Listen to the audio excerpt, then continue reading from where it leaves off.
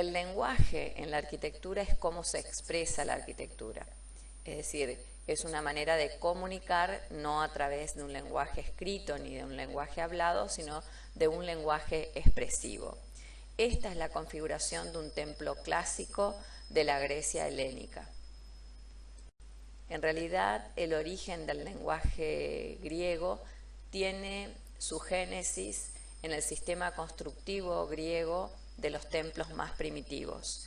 En principio, los primeros templos fueron hechos en madera y todo lo que significaban los listones de madera que armaban el maderamen del techo y también los elementos de apoyo necesarios para darle algún tipo de cabezal a cada columna en el cual debería apoyarse una viga, y que todos estos elementos eran de madera, dan lugar luego a una cierta estilización y reproducción de estos motivos, pero ya en piedra, en mármol, que es lo que queda finalmente como lenguaje expresivo de los templos griegos. Una cuestión muy importante es la proporción en Grecia. El rectángulo de oro o rectángulo áureo se arma para los griegos como un módulo de control formal y geométrico de sus templos. En principio del templo, pero luego también de los otros edificios importantes. Es más visible el caso del templo, siendo este el edificio más paradigmático. Este rectángulo se constituye armando en un cuadrado, tomando la mitad del cuadrado, haciendo vértice en la intersección entre la mitad del cuadrado y uno de sus lados, por ejemplo la base, y haciendo radio de giro desde ese punto hacia la diagonal opuesta, el punto opuesto en diagonal. Se rebate esa diagonal y donde corta el rebatimiento la línea del lado de la base, se levanta una línea paralela a uno de los lados del cuadrado. Y así se constituye un rectángulo que no es necesariamente ni el doble del cuadrado, ni siquiera se repite una mitad del cuadrado, sino que tiene una proporción exacta y que incluso se le asigna un número. Es decir, de la geometría surge también analíticamente una aritmética que le es afín. Así se constituyen también las espirales áureas, que es un modo de constituir cierta curvatura que se va achicando proporcionalmente hasta constituir una espiral. Los griegos veían de que todo era número, que todo era geometría primero y que todo era número, es lo que dice Pitágoras.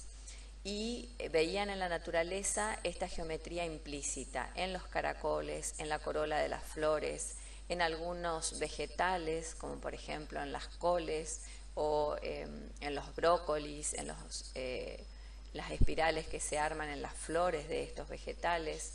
Es decir, que en la naturaleza y también en el propio cuerpo humano, que es parte de la naturaleza, se podía inscribir toda la sección áurea las veces que se quisiera. En definitiva, todo era proporcional. Así se repite la sección áurea desde sus utensilios, como por ejemplo el ánfora que encontramos aquí, hasta las plantas de sus edificios. Y por supuesto también en la alzada de los edificios. Por ejemplo aquí el templo más importante, que es el Partenón, inscripto en una superposición de dos rectángulos áureos. Otra cuestión importante eran las correcciones ópticas. Tanto perfeccionaban la visualización de sus formas, de las formas arquitectónicas y escultóricas, que incluso tenían el cuidado de contemplar en esas formas las deformaciones propias del ojo humano.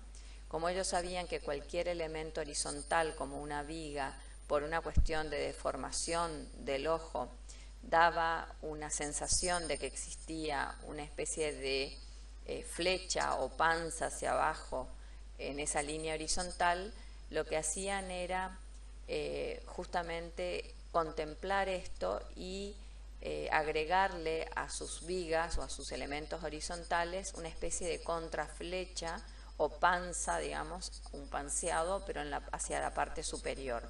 De manera que luego con la visión y con el defecto que es propio de la visión de tirar las cosas hacia abajo en su parte media, se compensaran estos dos elementos, es decir, la contraflecha y la flecha, y finalmente se visualizara el elemento horizontal como perfectamente horizontal sin ningún tipo de flecha. Los órdenes griegos en cuanto a su forma y a su proporción se dividen en dórico, jónico y corintio.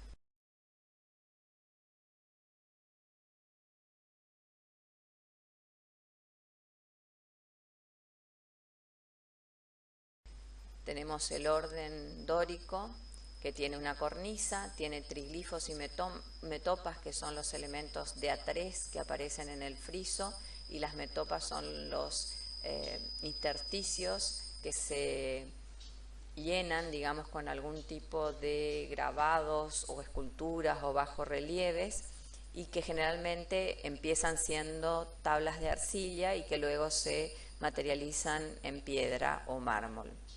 Entonces, triglifos y metopas van a constituir el friso. Luego viene el arquitrabe, que es la viga horizontal, el ábaco, que es un pequeño dado chato que se encuentra por debajo de la viga y por encima del capitel, el capitel, que en el caso del dórico es un capitel muy sencillo, muy austero, luego el fuste, que en este caso lo tenemos cortado por una cuestión de representación, pero que en cuanto a proporciones era igual a 6 veces el diámetro medio de la columna, es decir, la altura del fuste era 6 veces el diámetro medio de la columna, que se utilizaba como parámetro o como patrón de medidas. Y luego, por supuesto, las escaleras, pero en este caso la columna no tiene base. Según Vitruvio, que es un arquitecto ya romano del siglo I, viendo, ¿no es cierto?, las producciones griegas, dice que este orden dórico tiene un carácter más bien masculino por su fortaleza. El orden jónico también tiene cornisa, pero en este caso un friso continuo con bajos relieves, es decir, que desaparecen triglifos y metopas, un arquitrabe dividido en 3 elementos horizontales, un capitel con volutas, y es por eso que se lo ha relacionado con los rizos de una mujer, un fuste que tiene estrías y cuya medida, cuya altura es igual a 7 veces el diámetro medio. Por otra parte, sí tiene base, y luego de la base recién se apoya en las escaleras. También, según Vitruvio, este orden representaría a la mujer.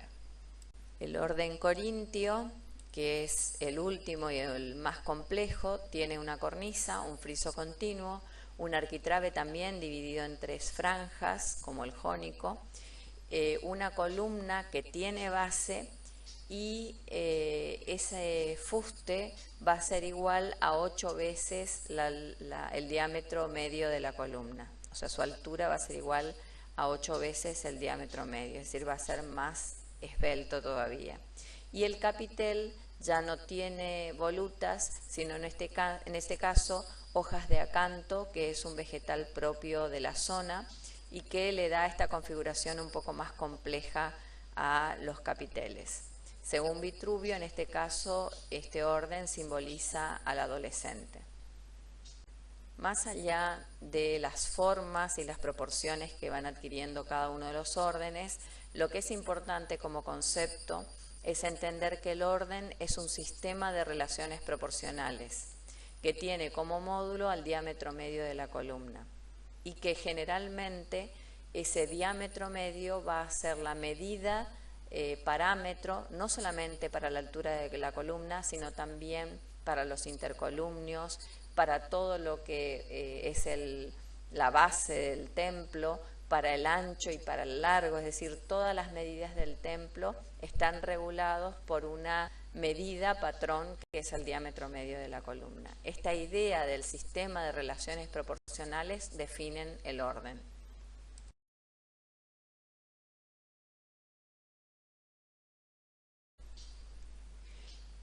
El sistema con el que se sustenta el edificio griego es el trilítico. Se llama trilítico en alusión a que lo componen 3 litos o 3 piedras, 2 verticales y una horizontal que se posa sobre las otras 2, y es así como se sostiene todo el edificio.